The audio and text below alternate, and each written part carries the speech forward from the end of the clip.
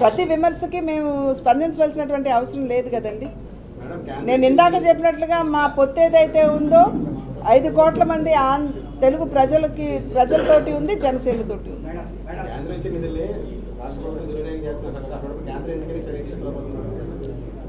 ఇప్పుడు పంచాయతీలు రావాల్సినటువంటి నిధులు వాటిని డైవర్ట్ చేస్తున్నారు. మేము ఆందోళన చేసాం, కేంద్ర ప్రభుత్వం దృష్టికి తీసుకుని వెళ్ళాం.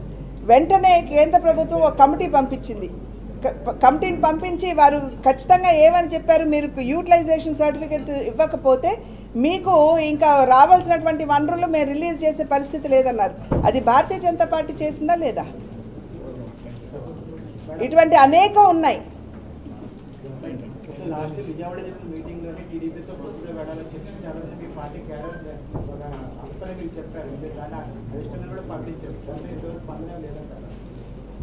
అన్ని ప్రోస్ అండ్ కాన్స్ అన్నీ, అంటే దానివల్ల లాభం నష్టం అన్నీ కూడా బేరీస్ వేసుకుంటారు కదా.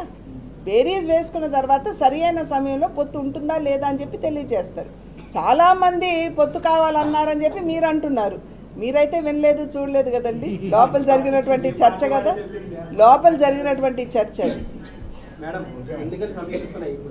ఇప్పటికి కూడా ఓటర్ జాబితా అనేది ఒక స్పష్టత లేకుండా ఉంది రాష్ట్రంలో. దాని మీద Bharatiya Janata party central election కమిషన్కి ఫిర్యాదు చేయటం జరిగింది.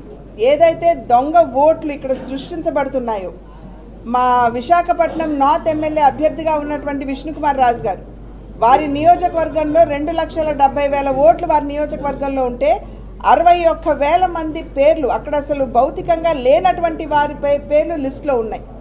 అదేవిధంగా తిరుపతి బై ఎలక్షన్స్లో 35,000 కార్డులు, ఫేక్ ఎపిక్ కార్డ్స్, వాటిని డౌన్లోడ్ చేసి వాటి మీద ఫోటోలు అతికిచ్చి ఫోటోలు బ్లర్ చేసి 35,000 దొంగ ఓట్లు ఆ రోజు తిరుపతి బై ఎలక్షన్లో వేసుకోవడం జరిగింది.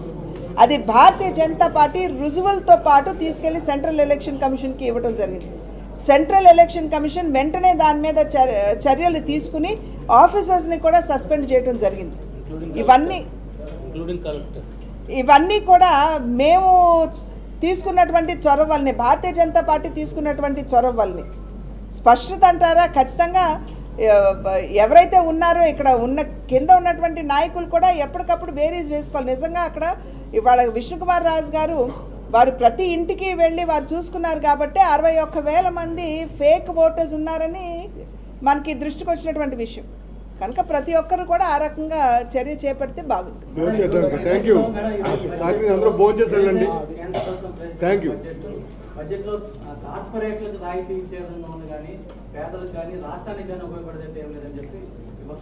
ఇన్సాల్వెన్సీ అండ్ బ్యాంక్రప్సీ యాక్ట్ మీరు తెలుసా? అసలు ప్రవేశపెట్టిందని కేంద్ర ప్రభుత్వం ఎంతమందికి తెలుసు? ఇక్కడ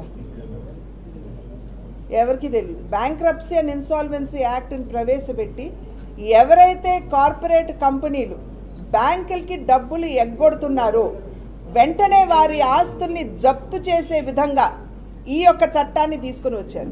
మరి దాని మీద చర్చ జరగదు, ఎవరు దాని గురించి మాట్లాడరు. బ్యాంకులకి 12 లక్షల కోట్ల రూపాయలు అవుట్ స్టాండింగ్ ఉంటే అవి ఇవాళ తగ్గి 8 లక్షల దాకా కూడా తగ్గించడం జరిగింది. దాని గురించి చర్చ ఎక్కడండి?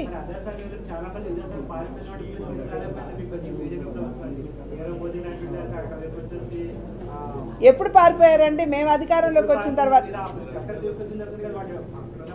చట్టం తీసుకొచ్చాం కాబట్టి విజయ్ మాల్యాకి సంబంధించినటువంటి 9,000 కోట్ల రూపాయలు ఇవాళ బ్యాంకులకి తిరిగి కట్టారు. వాళ్ళ ఆస్తులు జప్తు చేసి వేలం వేసి బ్యాంకులు కట్టడం జరిగింది. మరి అది దాని గురించి మాట్లాడండి. నమస్కారం. రాష్ట్రంలో ఉన్నటువంటి 25 పార్లమెంట్లో కూడా ఇవాళ పార్లమెంట్ ఎన్నికల కార్యాలయాల ప్రారంభోత్సవం భారతీయ జనతా పార్టీ చేసుకోవడం జరిగింది. ఒక రకంగా చెప్పాలంటే ఇది ఎన్నికల శంఖారావాన్ని పూరించినట్లే. ఎందుకంటే మా ప్రయత్నాలు అన్నీ కూడా ఇప్పుడు ఈ రోజుతోటి ప్రారంభం, అంటే ఇంతకు ముందు నుండి కూడా జరుగుతున్నా ఇవాళ ఒక ప్రాధాన్యతతోటి ఇవాళ ఈ కార్యక్రమాలన్నింటినీ కూడా ఇక నుండి ముందుకు తీసుకువెళ్ళేటువంటి అవకాశం ఉంటుంది.